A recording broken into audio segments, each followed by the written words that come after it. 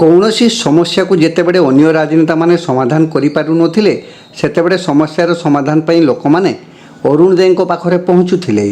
ଅରୁଣ ଦେ କେବଳ ଜଣେ ବରିଷ୍ଠ ରାଜନେତା ନଥିଲେ, ସେ ଜୀବନବ୍ୟାପୀ ଶ୍ରମିକ ଶ୍ରେଣୀ ଏବଂ ସାଧାରଣ ମଣିଷଙ୍କ ପାଇଁ ସଂଗ୍ରାମ ଜାରି ରଖିଥିଲେ। ତାଙ୍କର ଅବର୍ତ୍ତମାନରେ ବାଲେଶ୍ୱରବାସୀ ତାଙ୍କୁ ଆହୁରି ଅନେକ ବର୍ଷ ପର୍ଯ୍ୟନ୍ତ ମନେ ରଖିବେ।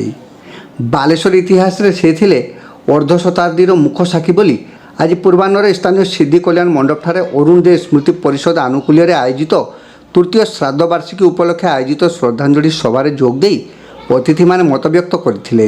ଏହି ସ୍ମୃତିଚାରଣ ସଭାରେ ପରିଷଦର କାର୍ଯ୍ୟକାରୀ ସଭାପତି ବିଷ୍ଣୁ ପ୍ରସାଦ ମହାନ୍ତି ଅଧ୍ୟକ୍ଷତା କରି ସ୍ୱର୍ଗତ ଅରୁଣ ଦେଙ୍କ ସ୍ମୃତି ରକ୍ଷା ପାଇଁ କରାଯାଉଥିବା ବିଭିନ୍ନ କାର୍ଯ୍ୟକ୍ରମ ସମ୍ପର୍କରେ ଆଲୋକପାତ କରିଥିଲେ।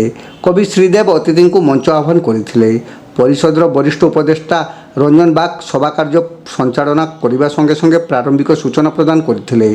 ଅନ୍ୟମାନଙ୍କ ମଧ୍ୟରେ ବିଶିଷ୍ଟ ଶ୍ରମିକ ନେତା ତଥା ପ୍ରାକ୍ତନ ସାଂସଦ ରାମଚନ୍ଦ୍ର ଖୁଣ୍ଟିଆ, ପୂର୍ବତନ ମନ୍ତ୍ରୀ ଅଶ୍ୱିନୀ କୁମାର ପାତ୍ର, ଜ୍ୟୋତି ପ୍ରକାଶ ପାଣିଗ୍ରାହୀ, ଡକ୍ଟର ଲେଖାଶ୍ରୀ ସାମନ୍ତ ସିଂହାର, ଭୋଗରାଇ ବିଧାୟକ ଗୌତମ ବୁଦ୍ଧ ଦାସ, ନୀଳଗିରିର ପ୍ରାକ୍ତନ ବିଧାୟକ ପ୍ରଦୀପ୍ତ ପଣ୍ଡା ଏବଂ ସୁକାନ୍ତ ନାୟକ ପ୍ରମୁଖ ଅତିଥି ଭାବେ ଯୋଗ ଦେଇ ଦିବଂଗତ ନେତା ଅରୁଣ ଦେଙ୍କ ରାଜନୈତିକ ଜୀବନର ବିଭିନ୍ନ ଦିଗ ଉପରେ ଆଲୋଚନା କରିଥିଲେ।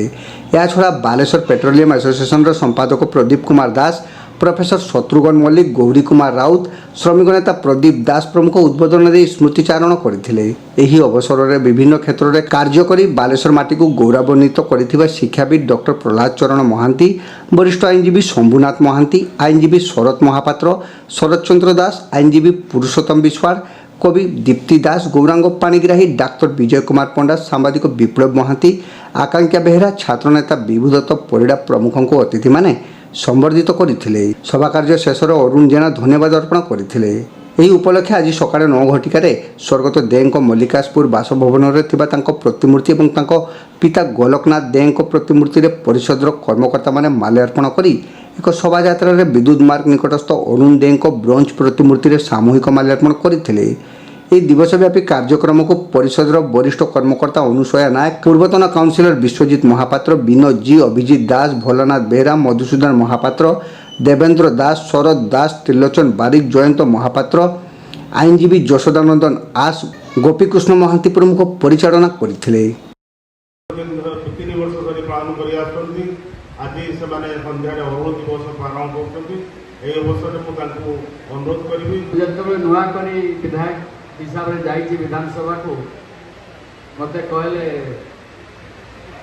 ତୁମ ପାଇଁ ଗୋଟେ କାମ କରିବା ପାଇଁ ଚାହେଁ, ତୁମେ ଶିଖିଛ କି ନାହିଁ?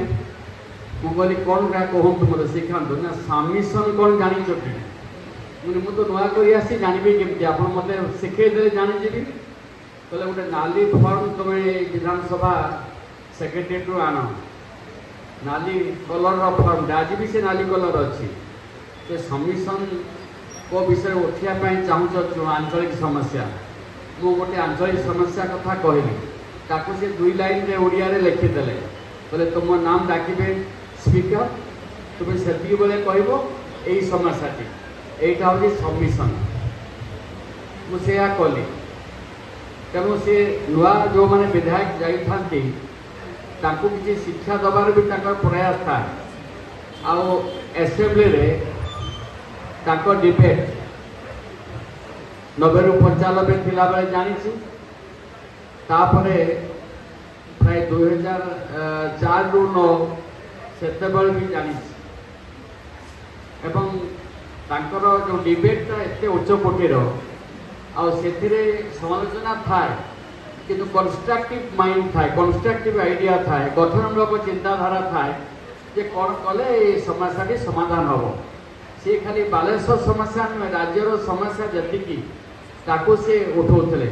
ଆଉ ମୁଁ ସବୁଠୁ ଖୁସି ଲାଗେ, ତାଙ୍କୁ ବିଜୁ ଭଲ ପାଉଥିଲେ, ନବୀନ ପଟ୍ଟନାୟକ ବି ଭଲ ପାଉଥିଲେ, ଜାନକୀ ବଲ୍ଲଭ ପଟ୍ଟନାୟକ ବି ଭଲ ପାଉଥିଲେ, ଏବଂ ଯେତେ ମୁଖ୍ୟମନ୍ତ୍ରୀ ଅଛନ୍ତି ତାଙ୍କ ସମୟରେ ଯେଉଁମାନେ ମୁଖ୍ୟମନ୍ତ୍ରୀ ଅଛନ୍ତି ସମସ୍ତେ ତାଙ୍କ ସାଥିରେ ତାଙ୍କୁ ଭଲ ପାଉଥିଲେ, ଯେହେତୁ ତାଙ୍କର କିଛି କନଷ୍ଟ୍ରକ୍ଟିଭ୍ ଥଟ୍ ଏବଂ ଗଠନମୂଳକ କାର୍ଯ୍ୟ ଥାଏ। ଏବଂ ତା ସହିତ ସବୁଠୁ ବଡ଼ କଥା ହେଉଛି ସେ ଖଟିଖିଆ ମଜଦୁର ଶ୍ରେଣୀ ଲୋକଙ୍କର ଯେଉଁ ସମସ୍ୟା ତାକୁ ସେ ନିଜର ସମସ୍ୟା ବୋଲି ଭାବୁଥାନ୍ତି। ଯେ ମୁଁ ଯଦି ସେଇଭଳି ଜଣେ ଶ୍ରମିକ ହେଇଥାନ୍ତି, ସେଇଭଳି ଯେଉଁ ମଜଦୁର ହେଇଥାନ୍ତି, ସେଇଭଳି ଖଟିକିଆ ଜଣେ ଶ୍ରମିକ ହେଇଥାନ୍ତି, ତାହେଲେ ମୋର ବି ଏଇ ସମସ୍ୟା ହେଇଥାନ୍ତା। এইভাবে সমস্যাকে সে নিজে অনুভব করুলে বলে সে সমস্যাকে সে উপযুক্ত স্থাନରେ উপযুক্ত ভাবে প্রেজেন্টেট করুলে, উপস্থাপন করুলে।